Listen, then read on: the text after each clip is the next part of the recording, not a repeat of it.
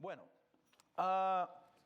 hay una guerra, como decía nuestra hermana, que hay espíritus que son una realidad, pero también es una realidad que nosotros tenemos poder y autoridad en el nombre de Jesús.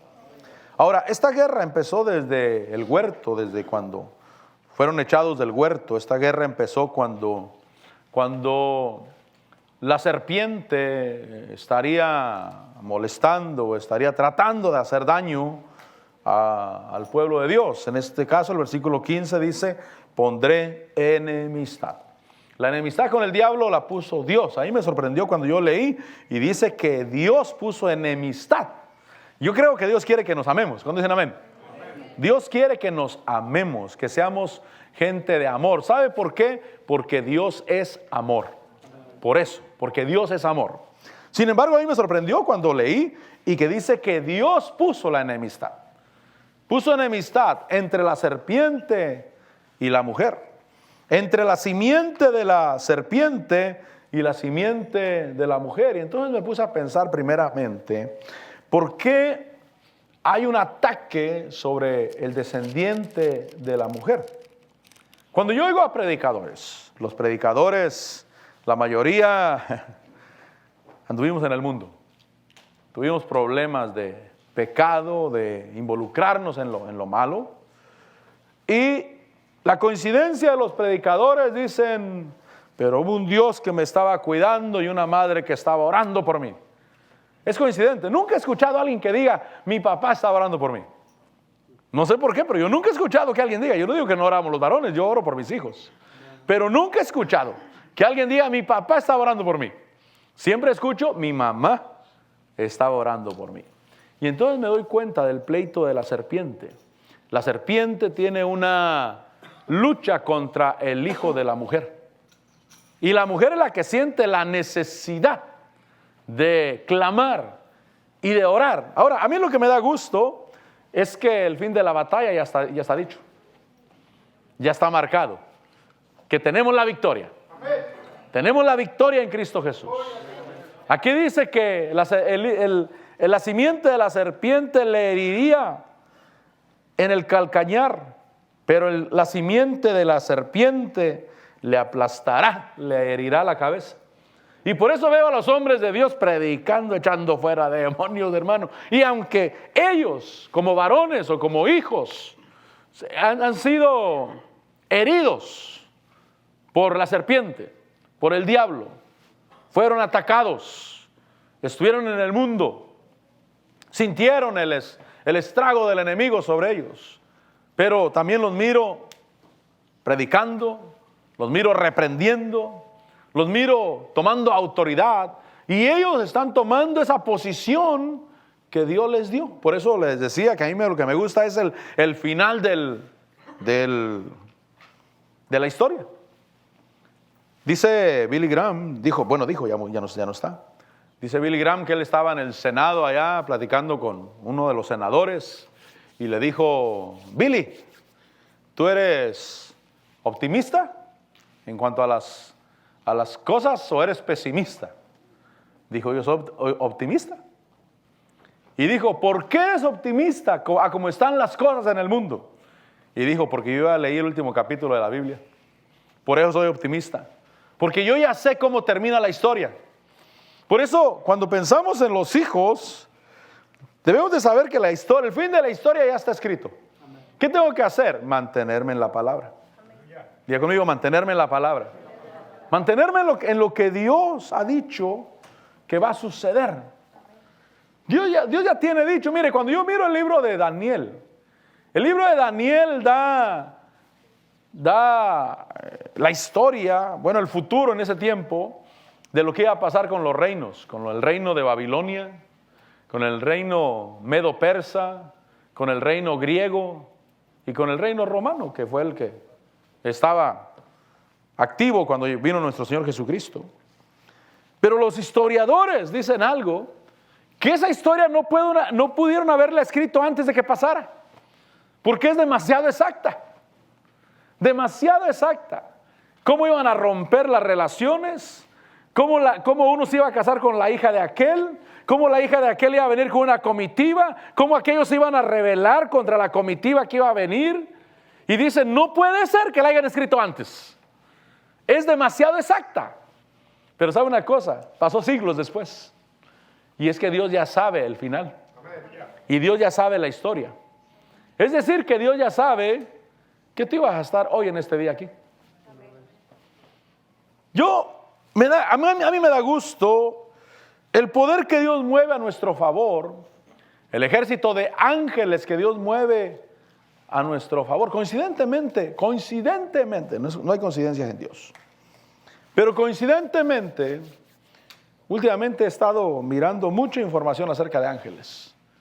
Me pongo a leer la Biblia, veo de ángeles. Leo libros, me habla de ángeles. Prendo un programa de televisión, me habla de ángeles. Hasta la gente del mundo dicen, su ángel le ayudó. Y pasen el video. Pasen el video cómo la persona fue salvada sobrenaturalmente. Es más, estaba mirando anoche un video donde las cámaras captaron los ángeles. Esa luz que se movía a gran velocidad y rescataba a las personas. Porque es la realidad que Dios está en medio nuestro. Y que Dios tiene cuidado de nosotros. Y que estamos en este lugar porque Dios abrió la puerta para que estuviéramos en este lugar. Estamos hoy en el Evangelio porque Dios en su misericordia nos trajo. ¿Nunca le ha pasado que usted abre la Biblia y no puede salir de un lugar y que Dios le quiere hablar? Yo recuerdo que abría la Biblia hace tiempo, hace unos años, abría la Biblia, Daniel 4. La volví a abrir al otro día, Daniel 4. Decía, bueno, tal vez esta Biblia está marcada ahí. Agarraba otra, Daniel 4. Me encontraba una Biblia aquí en la iglesia, la abría, Daniel 4. Y Dios me empezó a hablar muchas cosas acerca de ese hombre, Nabucodonosor, cómo él se creyó y se hizo un árbol donde todos hacían sombra con él. Pero cómo al final reconoció, y me estaba hablando de ciertas situaciones, cómo al final reconoció y dijo, yo reconozco al Dios del cielo, que Él es el que pone, que Él es el que quita.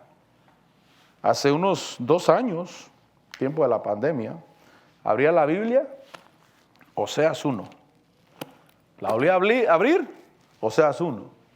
Abrí otra Biblia, Oseas 1. Iba a una librería, Oseas 1, y empezó a hablar el Señor acerca de la infidelidad de la mujer de Oseas y los hijos de prostitución. Y los hijos, y decían, contiendan con su madre porque ella no es su madre. Y me empezó a hablar el Señor. Pero son cosas que el Señor tiene previsto para nosotros. Y que yo debo de saber la realidad de Dios en medio nuestro. Ahora, el pleito de la serpiente con la mujer, del diablo con la humanidad, de la simiente de la serpiente con la simiente de la mujer. La simiente de la mujer es Cristo Jesús nuestro Señor. Por eso dijo que la simiente de la serpiente estaría en enemistad con la simiente de la mujer que es Cristo Jesús. Y que la simiente de la serpiente le diría en el calcañar, y fue crucificado nuestro Señor. Fue herido. Pero la simiente de la mujer le aplastaría la cabeza, le heriría la cabeza. Y usted sabe que para destruir a alguien completamente es darle un golpe en la cabeza, hermano. ¿Se imagina el golpe del Señor Jesús sobre el diablo en la cabeza? Pero yo quiero decirte que el pleito con el enemigo es real hoy en día. Y que tenemos que estar alertas a ese pleito que existe el día de hoy. Cuando el Señor Jesús habla de la parábola de la cizaña, está el trigo y la cizaña. Y dice el Señor Jesús que el campo es el mundo, diga conmigo, es el mundo. Y el trigo son los hijos del reino, somos nosotros. Y la cizaña son los hijos del maligno. Y cuando la cizaña brotó, preguntaron los siervos, ¿quieres que quitemos la cizaña? Y dijo, no, déjalos, que crezcan juntos. Diga conmigo, que crezcan juntos. Si yo fuera, mire, yo tengo unos conceptos equivocados, justos pero equivocados al día de hoy, a la luz de esa parábola. Porque yo creo que los que se portan mal, hermano, que hacen maldad, esos que se vayan de esa vida de una vez. ¿Qué están haciendo aquí? ¿Verdad? Un día estábamos con mi pastor platicando, con mi pastor, si él me mira, mi pastor. Y entonces mi pastor me decía, es que los policías hacen mal porque le disparan a la gente. Y yo le decía, no hacen mal. Si a uno le dicen, párate, y él corre, que le disparen y que lo maten. Está desobedeciendo a la autoridad. Y me decía, no, Agustín, no es así. Sí, el policía es autoridad. Si él dice párate, se tienen que parar. Si no es corre. Porque mis conceptos esos han sido y todavía los tengo. Si alguien no obedece, pues de una vez, ¿verdad? ¿Para qué lo queremos aquí? Pero a la luz de la parábola de la cizaña y el sembrador, de la cizaña y el trigo, dice que deben de crecer juntos. Diga conmigo, crecer juntos. Y entonces debo de quitar mis conceptos, porque mis conceptos son buenos, pero son para el reino de Dios. Porque en el reino de Dios así va a ser. El reino de Dios es un reino teocrático. Ahí no hay votaciones. Ahí no va a haber marchas. Yo me sorprendo cómo en el mundo hay marchas el día de hoy. Todo el mundo pidiendo libertad. Y dicen, no, ¿dónde está la libertad que Estados Unidos proclama? Donde cada quien puede hacer lo que quiere, decir lo que quiere. Pero yo digo, no puede ser. No puede ser cualquier libertad. Ahorita el gobernador de Florida está poniendo unas leyes medias difíciles porque él quiere correr para la presidencia. Yo me di cuenta porque Trump eso fue lo que hizo cuando empezó a postularse para la presidencia. Entonces cuando él empezó a meter las leyes, yo le dije a mi hermano, Pastor Ernesto, le dije, ese quiere correr para la presidencia, vas a ver si no. Por eso está haciendo eso.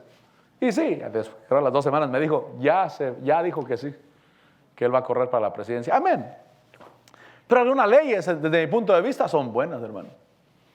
Por ejemplo, una de las leyes creo que le quieren dar pena de muerte al que abuse de un niño menor de 12 años. Y yo digo, ¡ja, ja! De una vez. ¿Para qué los queremos aquí? Porque yo tengo pensamiento de reino.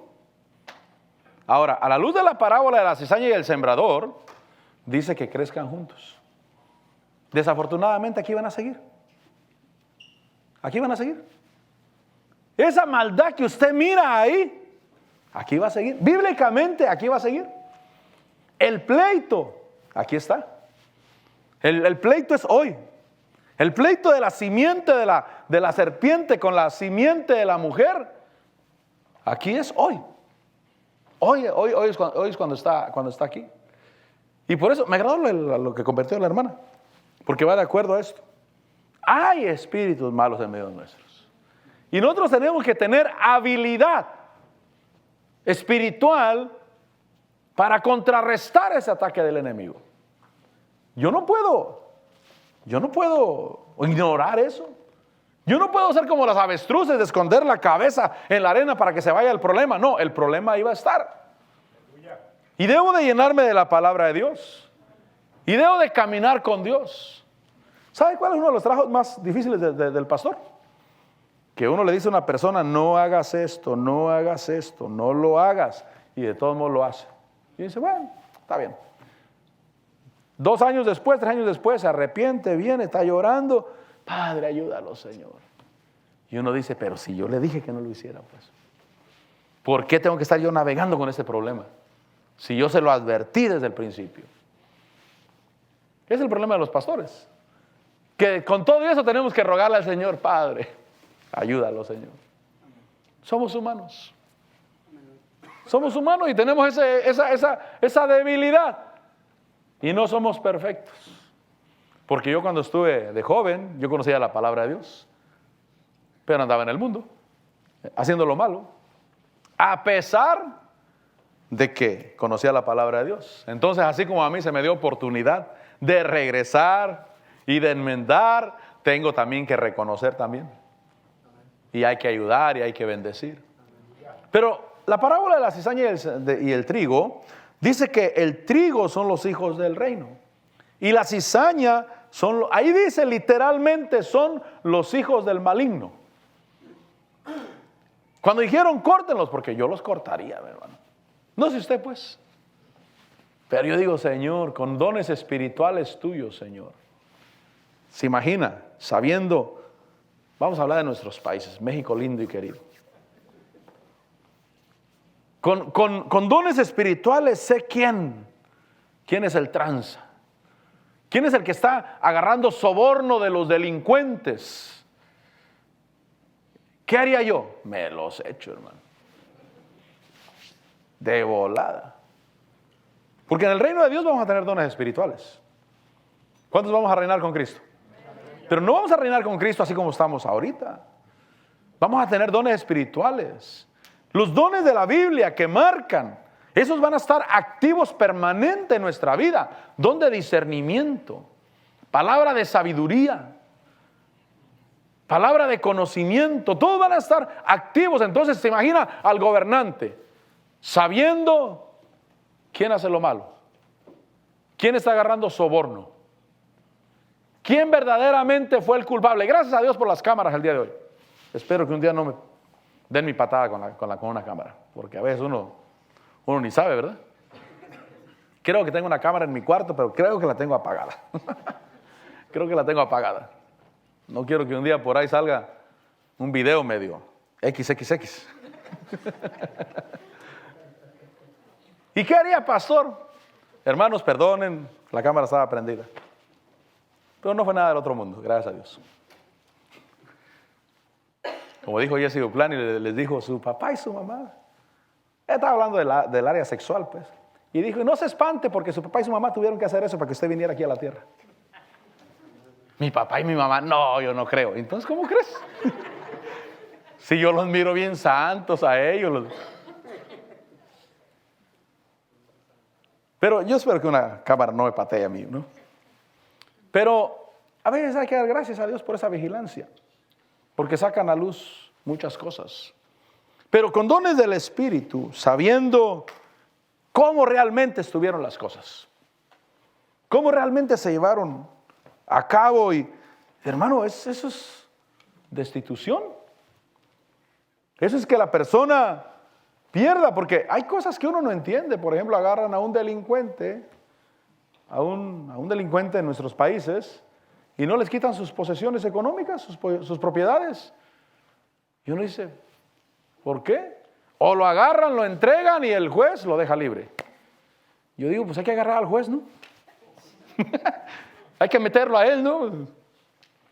Porque uno no entiende la justicia hoy en la tierra, porque uno tiene conceptos de reino.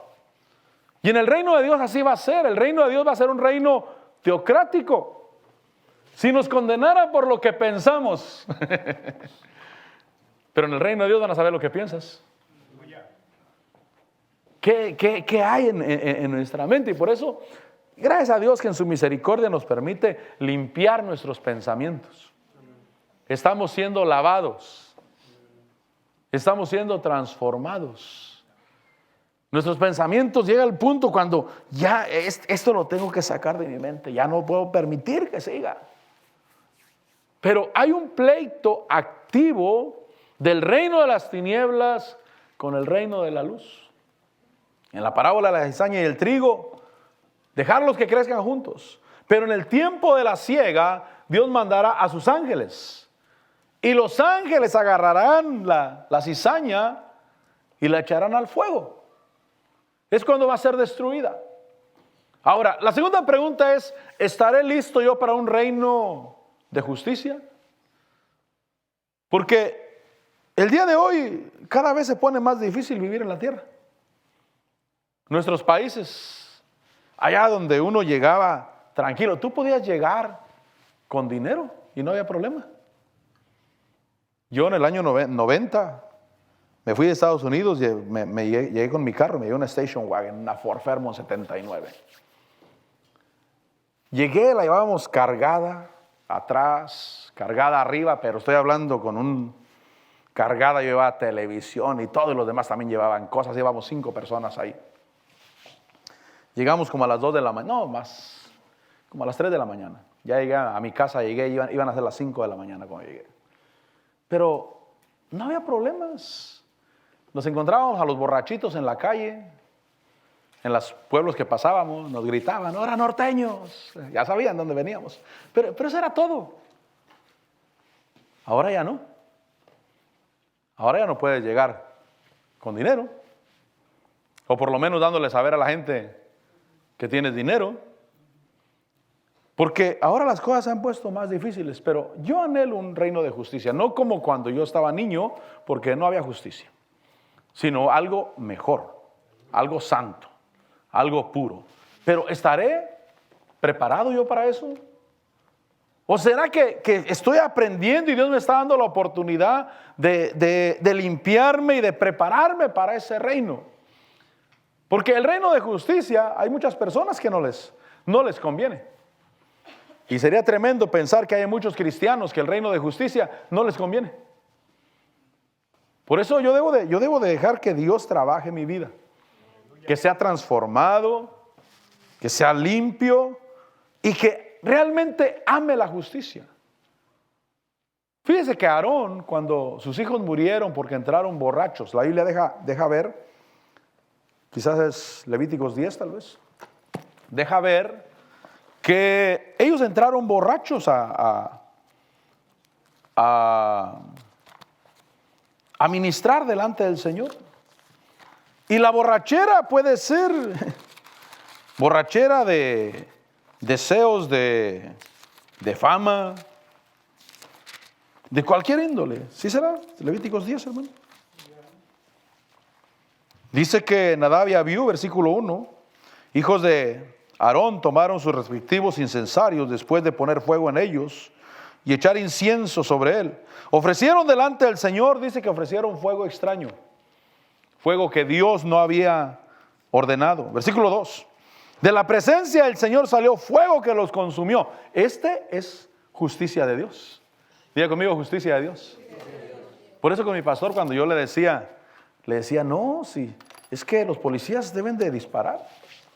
A un delincuente que vende droga le dicen, párate, y aquel se brinca la cerca, ahí mero, que se lo vuelen.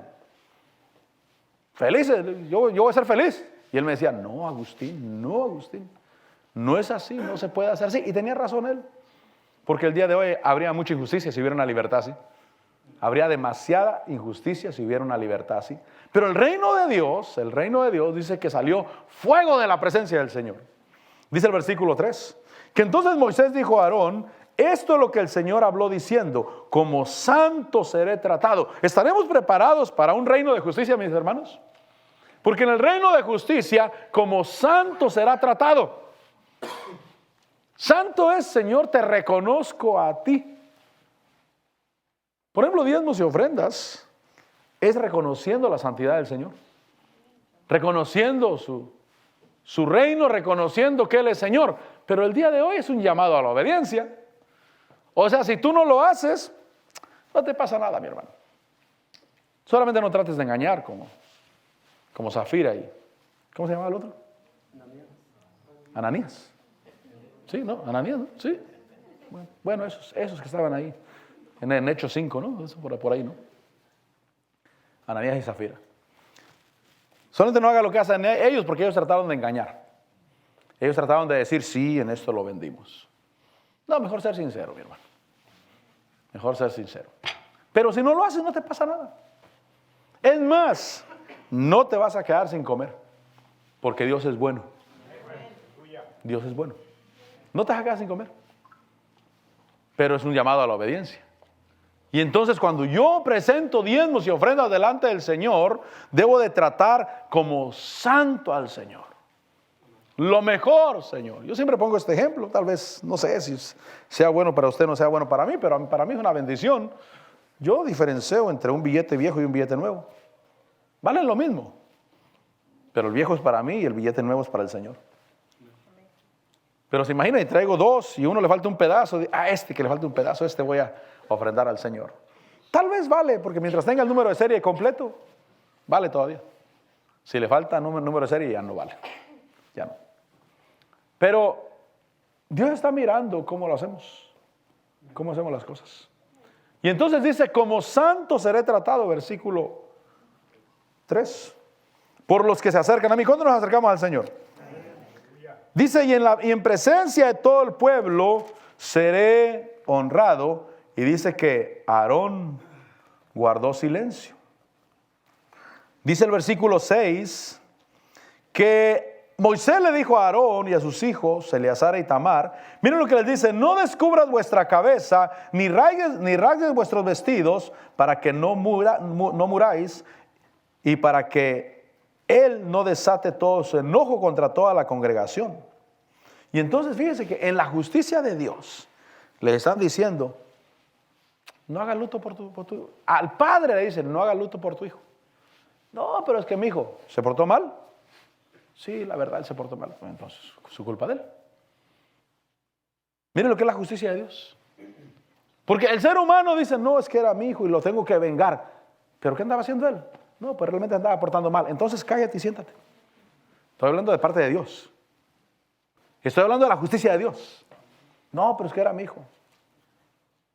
¿Y qué andaba haciendo? No, pues andaba vendiendo droga. Entonces cállate y siéntate. Y no digas nada. Guarda silencio y honra a Dios. Esa es la justicia de Dios. La pregunta es: ¿estoy preparado yo? Esa es mi pregunta.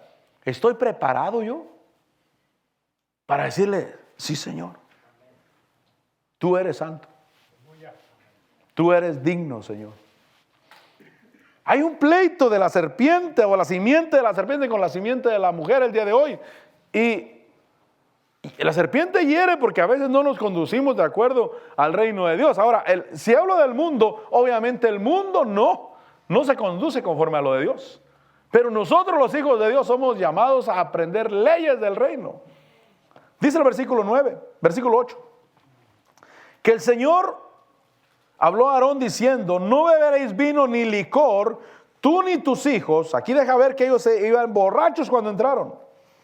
No beberéis vino ni licor, ni tus hijos contigo, cuando entréis en la tienda de reunión, para que no mueras. Es estatuto perpetuo por todas vuestras generaciones. Fíjense que aquellos ya borrachos, hermano, y es que la borrachera trastorna los sentidos. Por eso yo agradezco que yo no tuve documentos legales en Estados Unidos cuando estuve en el mundo, porque los hubiera perdido, mi hermano. Me hubieran agarrado pasando pollos en la frontera, hermano. Me hubieran agarrado haciendo cosa y media, porque ese era mi estilo de vida. Para mí no importaba, no tenía valor, realmente. El borracho, estoy hablando del borracho, el borracho es capaz de hacer cualquier cosa. Recuerdo que una vez, ya entrados, queríamos ir a hacer algo parecido. Me acuerdo que mi cuñada, la esposa de mi hermano mayor, fue la que nos desanimó. No lo hagan, ahorita están borrachos ustedes. No hagan eso, porque los borrachos se les trastornan los sentidos. La borrachera puede ser de vino, la borrachera puede ser de fama, la borrachera puede ser de deseos de nombre, de reconocimiento. Dice que no deben de tomar vino, no deben de estar borrachos cuando entren delante de la presencia del Señor, para que no mueran. A veces la gente, hermano, la gente pierde vida de Dios en su vida por haber hecho cosas en un momento de borrachera. En un momento de yo quiero esto. Cuando la persona se le tuercen los sentidos en las cosas espirituales. ¿Cuántos tenemos temor de Dios en el corazón? Y que Dios permita que así sigamos. Con temor de Dios en el corazón. Pero sin temor de Dios en el corazón, ¿qué hacemos? El hombre hace cualquier cosa. Está la historia de aquel hombre, el Che Guevara, que era cubano o venezolano, que era. Corría de un lado a otro. Andaba en los dos lugares, era comunista, pues. Dicen que había un hombre sentenciado a muerte. Lo sentenciaron a muerte, lo iban a matar el sábado. Eso está en la historia, yo lo miré en la historia. Lo iban a matar el sábado, el régimen lo iba a matar el sábado. Entonces la mujer vino, creo el jueves, vino a suplicar por su hijo, a llorar y hasta arrodillarse delante de ellos, pedirles que por favor no lo mataran. Y entonces dijo: tráiganlo, mátenlo ahorita, sirve que la mujer no sufre de aquí al sábado. Y lo mataron ese día. La gente no tiene temor, allá afuera. Pero ¿qué hace el hombre sin temor de Dios? Cuando uno llega al Evangelio, camina en el Evangelio y se le va el temor de Dios, ¿qué hace uno?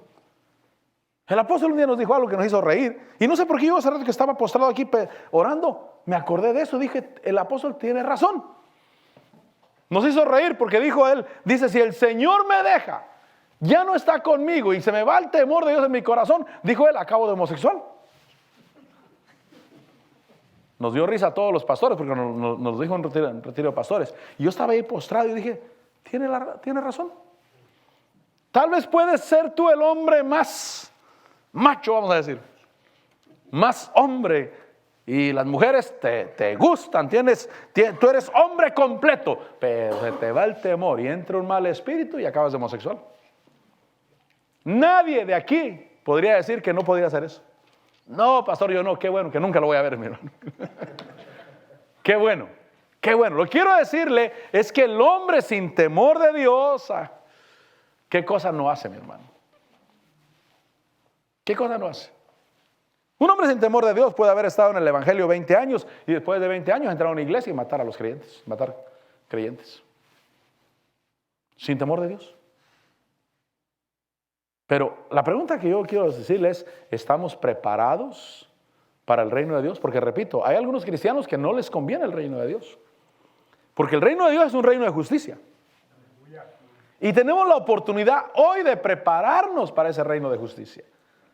Aquí dice que salió fuego de la presencia del Señor, versículo 2.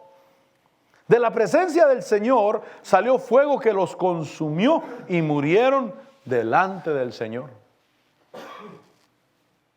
Ahora, yo no sé si fueron salvos. Posiblemente sí. Pero murieron delante de la presencia del Señor. ¿Por qué? Porque no estuvieron conscientes de que hay un enemigo. ¿Por qué no nos conviene a nosotros tomar alcohol, hermano? Pastor, pero hay muchos cristianos que ahora dicen que estamos en la gracia y podemos echarnos unas copitas siempre y cuando no nos emborrachemos. ¿Sabe por qué yo no tomo? Porque hay un enemigo. Y yo soy testigo personal de que cuando las copas entran y los sentidos son trastocados, uno es capaz de hacer cualquier cosa. Un día un hermano tenía una llave de la iglesia y dejó de venir a la iglesia, tenía como 2 meses por lo menos en venir a la iglesia. Y fui y le dije, andaba tomando, emborrachándose. Y fui y le dije, dame la llave de la iglesia. Y le dije, ¿por qué eres capaz de borracho ir a sacar algo de la iglesia? Le dio risa y me dijo, ¿usted cree que yo haría eso? Le dije, brother, ya borracho y sin tener dinero para comprar, eres capaz de ir a la iglesia y sacar una guitarra para venderla. Pues con llave de la iglesia, ¿verdad? Con llave de la iglesia. Y es que uno debe estar consciente del enemigo. Cuando uno no es consciente del enemigo, uno habla cualquier cosa que se le atraviesa. Uno habla lo que siente. Por eso yo estoy en contra de aquellas personas o de aquel pensamiento, por lo menos de las personas del pensamiento que dicen, no, es que a mí me gusta ser sincero y a mí me gusta decir lo que siento y a mí Eso no sirve, hermano. ¿Por qué? Porque vas a hacer cosas que le vas a abrir puerta al enemigo. Hay muchas veces es mejor quedarse callado. Bendecir. Saber que Dios es real. Saber que Dios hermano, no está atado. Y que el diablo también tiene un acceso cuando se le abren las puertas. Yo no quiero que el diablo yo no quiero que el diablo tenga acceso a mi salud. ¿Cómo tiene acceso el diablo a la salud de alguien? Yo le voy a decir, ¿cómo? Con odio en el corazón. Si usted quiere saber cómo el diablo, el enemigo de nuestras almas, tiene acceso a nuestra salud física, es con odio en el corazón. Es una puerta ancha que se le abre. ¿Qué va a hacer el diablo? Va a entrar. Y por eso yo, Señor, guarda mi corazón. Guarda mi vida. Yo amo mi salud, mi hermano. De veras, yo amo mi salud. Yo tal vez a veces digo, Señor, ¿será que soy muy débil yo? ¿Será que soy muy débil? ¿Será que soy muy miedoso? Voy a decir muy miedoso porque yo le tengo pavor a enfermarme, hermano. Por eso yo trato de amar a todo el mundo. Amarlos, bendecirlos, dar gracias, Señor, porque mi salud está en juego. Y me gusta tener buena salud. Me gusta, Señor, doy gracias. Estaba orando el día. ¿Qué día oramos en la casa? 3 días a la semana. Lunes, martes y jueves, ¿verdad? Porque el miércoles tenemos oración aquí y el viernes estamos acá. 3 días a la semana. Estamos orando con mi esposa de 7:30 a 8:30, acompañando a los hermanos que oran. Pero tuve una visión, fíjese. ¿Usted ha ido a las oficinas de doctores donde hay un diagrama del cuerpo físico, donde la cara está de lado así, y la foto es así, y se miran todas las venas, el cerebro, los pulmones, no me olvida los pulmones, porque la persona está así, pero como que la cara está así, entonces se le mira todo el frente, y yo lo miré, tuve una visión, y yo lo que dije, Señor, yo te doy gracias por mi salud, porque yo sabía lo que Dios estaba haciendo, pero tuve esa visión, estaba orando, no recuerdo si el lunes o el martes, porque yo amo mi salud. Dios sabe que yo amo mi salud. Los demás que se peleen como quieran, yo amo mi salud. Y si alguien no ama su salud, pues que se pelee con medio mundo, hermano, que se griten y que se echen indirectas y que es que a mí me cae mal la hermana. Échenle lo que quieran. Yo amo mi salud. Yo amo mi salud. Porque hay un enemigo. Yo lo que quiero decirte es que hay un enemigo. Lo que dijo la hermana, me dijo eso lo que dijo. Porque hay un enemigo. Hay un enemigo del que yo no le debo de tener miedo, pero debo de estar consciente de que ahí está y de que Él está mirando hacia mi vida. Él está mirando y está viendo si yo abro puertas y yo le digo, te reprendo, te echo fuera en el nombre de Jesús. Y si en algo fallo, yo rápido le pido perdón a Dios. Amén. En cuanto me doy cuenta, ¿cuántas veces he estado con alguien platicando? Mi esposa es testiga de eso. He estado platicando en alguna casa, en algún lugar de ustedes o de otro hermano o de otra persona, y a veces digo cosas que creo que no debí de decir, y en la casa llego y me postro, Señor, perdóname toda palabra vana de mi boca. Si dije algo que no tenía que haber dicho, Señor, perdóname, Señor. Porque yo sé que hay un enemigo. Yo sé que hay alguien que está esperando que yo falle. Eso es en mi salud. En mis finanzas, yo debo de tener cuidado. Debo de honrar a Dios, pero no debo estafar a nadie también. Y si me jacto de que Dios bendice, debe de ser para darle gloria a Él siempre. Nunca para sentirme más que otro. Nunca para que mi condición personal cambie con soberbia, sino para decir, Dios es bueno. Dios bendice. Dice la Biblia, dice, el que quiera gloriarse, que se gloríe en esto, que me conoce, que me entiende. En esto hay que gloriarnos. Y entonces yo sí me glorío, porque yo quiero darle gloria a Dios. Gracias a Dios estoy bien y estaré mejor.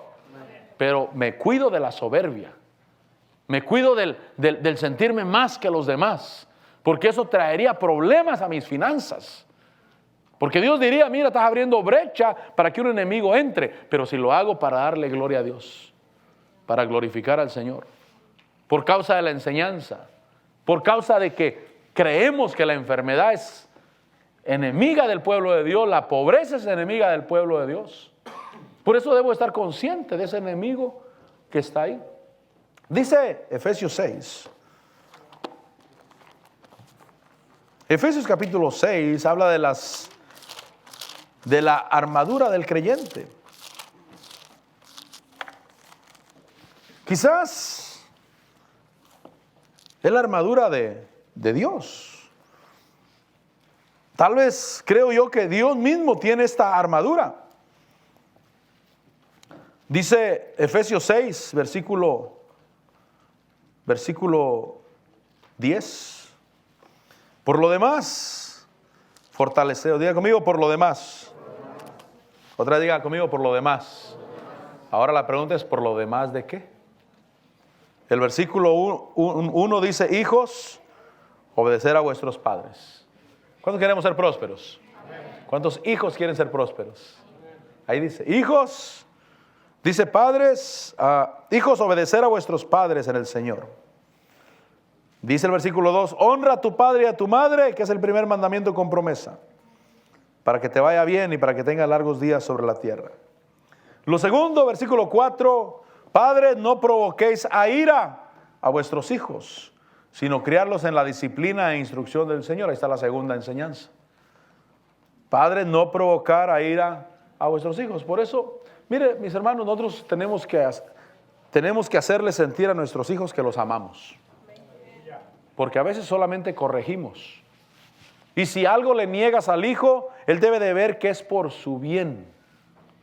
Porque no podemos darle todo lo que pidan, ¿no? Porque son buenos para pedir, ¿verdad? Sobre todo cuando están pequeños. No puedes darle todo lo que pidan, pero sí ellos deben de estar seguros que tú los amas. Que tú quieres lo mejor para ellos. Mire, yo un día ya lo dije aquí, yo no tuve problemas de niño, no tuve problemas de adulto por parte del amor de mis padres, porque ellos, aunque a veces soy un poco exagerado cuando digo que mi mamá nos daba una después de cada comida. No sonaba, mi mamá no sonaba. Y creo que sí hay un poco de exageración en decir que nos daba una después de cada comida. Pero a mí siempre me dio porque me la gané. Siempre. Éramos tremendos, hermano. ¿Se imagina una mamá sin marido y con 4 hijos varones y los 4 especiales? Así es que nos daba todos los días, hermano. Pero nunca nos dio porque estaba enojada solamente, porque se peleó con la vecina, porque se peleó con mi papá y porque tenía que desquitarse con alguien. Nunca hizo eso, nunca. Mi corazón siempre estuvo limpio. Mi mamá se pelearon con mi papá, se separaron con mi papá, pero siempre nos obligó a respetar a mi papá. Jamás nos habló una mala palabra de mi papá, nunca nos hubiera roto la boca si nos hubiera escuchado que nosotros dijéramos una palabra mala de mi papá. Aunque estaban peleados, se pelearon, se separaron, cada quien por su lado, mi papá no le daba ni para el gasto, allá no hay leyes, hermano. Pero jamás permitió que nosotros habláramos mal de mi papá menos. ¿Cuándo iba a permitir que nosotros habláramos mal de mi mamá? ¿Sabe por qué? Porque ellos nos amaban a nosotros. Pero cuando los padres no aman a sus hijos, la mamá le habla mal al hijo del papá. Y el papá le habla mal al hijo de la mamá. Porque no aman a sus hijos. Se aman ellos. Buscan su bienestar ellos. Nosotros debemos de aplicar esos principios. Hijos, obedecer a vuestros padres en el Señor. Padres, no provoquen a ira a sus hijos. Versículo 5, aquí están los trabajadores. ¿Cuántos tienen un trabajo secular? ¿Sí? ¿Tienen patrón, pues? Si tienen negocio usted, pues lo felicito. Y qué bueno por los negocios, porque ahora la kermés ahí van a estar los negocios haciendo su trabajo para el Señor. Amén, amén. Pastor, yo corto yarda. Pues aquí tenemos suficiente, hermano. Aquí tenemos suficiente. Versículo 5, siervos, a los trabajadores. Obedecer a vuestros amos en la tierra con temor y temblor, con la sinceridad de vuestro corazón como a Cristo. Mire, me dan armas para que el enemigo no se meta. Hijos, obedecer a vuestros padres. Padres, no provoquen a ira a sus hijos. Y los siervos, los trabajadores, respeten, obedezcan a sus patrones. Obedezcan como hijos de Dios. Versículo 7, servir de buena voluntad. Diga conmigo, de buena voluntad. Por eso, si yo le pidiera referencia a tu patrón, ¿qué me diría? Buena, ¿verdad? Ahora, que no se la pida yo, que se la pida el Señor. Que el Señor le pida referencias a tu patrón de ti. O que me pida referencias a mí de ti, pues. ¿Cómo se porta en la iglesia? Ah, una bendición, Señor. Te doy gracias por este chavo, Señor. Gracias, Señor. Servir de buena voluntad, como al Señor y no a los hombres. Versículo 8, sabiendo que cualquier cosa que a cada uno haga, esto recibirá del Señor, sea siervo o sea libre. Y dice el versículo 9 que es para los patrones. ¿Cuántos patrones hay aquí? No hay patrones aquí. Para cuando usted sea patrón, mi hermano, el versículo 9 es para usted. Amos, haced lo mismo con ellos y dejar las amenazas, sabiendo que el Señor de ellos y de vosotros está en los cielos y que para Él no hay acepción de personas. Entonces dio instrucciones, diga conmigo, dio instrucciones. Y el versículo 10 dice, por lo demás. O sea, ya que cumpliste todo eso, por lo demás, porque hay un enemigo, fortaleceos en el Señor y en el poder de su fuerza. Diga conmigo, en el poder del Señor. Si tú me dices, pastor, es que yo a veces siento que ya no aguanto, mis fuerzas se acaban. ¿Y quién te dijo que tenías que fortalecerte en tus fuerzas? Fortaleceos en el poder del Señor y en el poder de la fuerza de Él. La fuerza del Señor. Pero dice por lo demás. Y entonces dice el versículo 11, revestidos de toda la armadura de Dios para que podáis estar firmes contra las insidias del diablo. O sea, hay un enemigo. El punto de esta tarde es que hay un enemigo. Me someto a Dios porque lo amo, porque lo bendigo, pero me someto a Dios porque hay un enemigo también. Y ese enemigo no va a tener acceso ni a mi salud, ni a mis finanzas, ni a mi matrimonio, ni a mis hijos. Yo bendigo en el nombre del Señor. Declaro bendición sobre mis hijos. Tenemos que cerrar la puerta al